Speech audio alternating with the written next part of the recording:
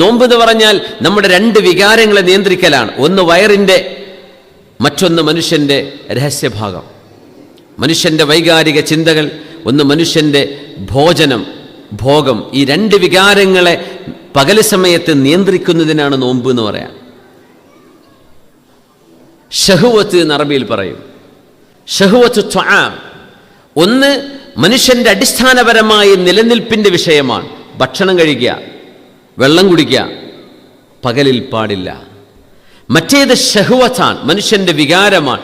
ഷഹ്വത്ത് എന്ന് പറയുന്നത് മനുഷ്യൻ്റെ അടിസ്ഥാനപരമായ നിലനിൽപ്പിനെ ബാധിക്കുന്ന വിഷയമല്ല, അടിസ്ഥാനത്തിന് പുറത്താണത്. അത് ഏറെ കിട്ടുന്ന സംഭവമാണ്. ഏതുപോലെ വർസുഖ് അഹ്ലഹു മിനസ് സമറാത്ത്. മക്കക്കാർക്ക് ഇബ്രാഹിം നബി അലൈഹിസ്സലാം ദുആ ചെയ്തു കൊടുത്തു, അല്ലാഹുവേ, എൻ്റെ മകൻ ഇസ്മായിലും ഹാജർ ബീവിയും നിൽക്കുന്ന ഈ നാടിന് നീ റഹ്മത്ത് ചെയ്യണം. വർസുഖുഹും മിനസ് സമറാത്ത്. അവർക്ക് അല്ലാഹുവേ പഴവർഗ്ഗങ്ങൾ കൊണ്ടുപോയി കൊടുക്കണം. നമ്മൾ പറഞ്ഞിട്ടുണ്ട്, അരിയും ഗോതമ്പും എന്നത് അടിസ്ഥാന ഭക്ഷണമാണ്. അടിസ്ഥാന ഭക്ഷണത്തിൻ്റെ മീതെ വരുന്നതാണ് പഴം കഴിക്കുക, പിന്നെയാണ് പുഡിങ്ങും ഐസ്ക്രീമൊക്കെ കൊടുക്കുന്നത്. അത് അടിസ്ഥാനമല്ല. എന്ന പോലെ ഷഹ്വത്തുൽ ഫർജ്, മനുഷ്യൻ്റെ ഗുഹ്യസ്ഥാനം, മനുഷ്യൻ്റെ സെക്ഷൽ അപ്പറ്റൈറ്റ്സ്, ഇതിനെ നിയന്ത്രിക്കുക എന്ന് പറയുന്നത് ദിസ് ഈസ് സംതിങ് എക്സസ്. അതെന്തല്ല, ഇറ്റ്സ് നോട്ട് ബേസിക്. മനുഷ്യൻ്റെ അടിസ്ഥാനപരമായ നിലനിൽപ്പിന് ആവശ്യമുള്ള വിഷയമല്ല.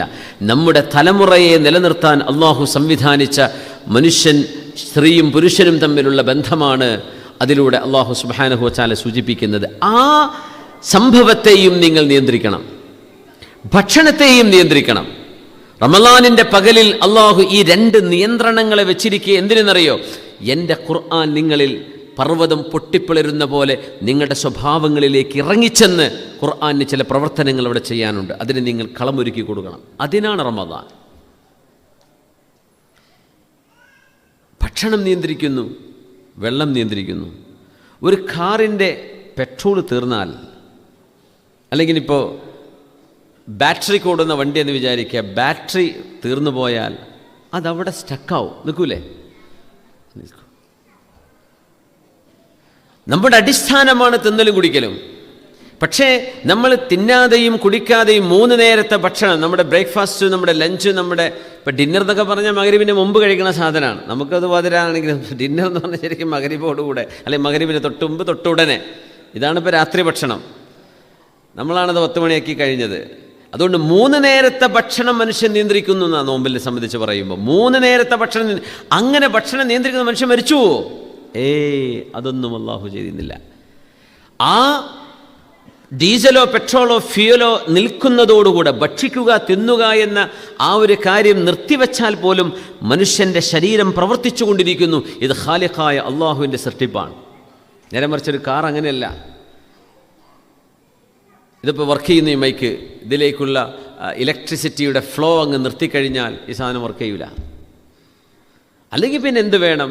ഫുൾ ടാങ്ക് അടിച്ചു കഴിഞ്ഞാൽ ആ വണ്ടിയിൽ നിന്ന് ഈ പെട്രോളിൽ നിന്ന് ഒരംശം അത് സ്റ്റോർ ചെയ്തൊരു എനർജിയാക്കി വെക്കും. പെട്രോൾ തീർന്നാലും ഈ സാധനം ഓടുമെന്ന് പറയണം.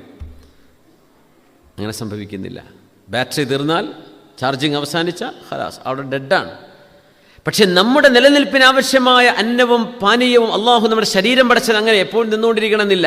നമ്മൾ 1, 2, 3, 5 ദിവസമോ 10 ദിവസമോ പട്ടിണി കിടന്നാൽ പോലും ശരീരത്തിന് നിലനിൽക്കാനുള്ള ആവശ്യമായ സാധനം ശരീരത്തിൻ്റെ ഉള്ളിൽ അള്ളാഹു സ്റ്റോർ ചെയ്ത് വെച്ചിട്ടുണ്ട്.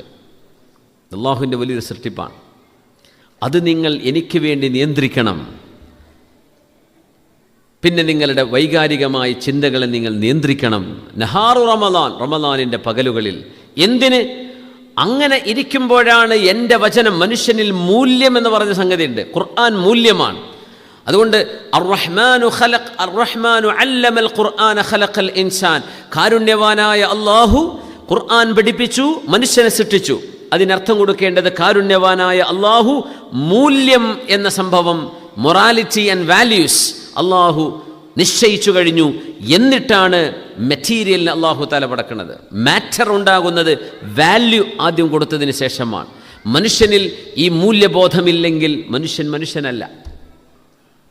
മൂല്യബോധം, സത്യസന്ധതയും സഹകരണവും സ്നേഹവും കരുണയും ആർദ്രതയും ചിന്തയും, ഇതൊക്കെ മനുഷ്യൻ്റെ മൂല്യങ്ങളാണ്, മനുഷ്യനിൽ ഉണ്ടാവേണ്ട ഗുണങ്ങളാണ്.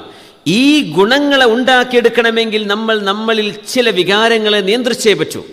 അപ്പോഴേ ഈ മൂല്യങ്ങൾക്ക് മുന്നോട്ട് വരാൻ കഴിയുള്ളൂ. അല്ലെങ്കിൽ ഈ മൂല്യങ്ങൾ നമ്മുടെ ശരീരത്തിൻ്റെ വികാരത്തിനുള്ളിൽ കാണപ്പെടാതെ പോകും. അതിന് അള്ളാഹു പുറത്തേക്ക് കൊണ്ടുവരാനാണ് ശുദ്ധമായ റമദാൻ നമുക്ക് നൽകിയിരിക്കുന്നത്, നോമ്പ് നൽകിയിരിക്കുന്നത്.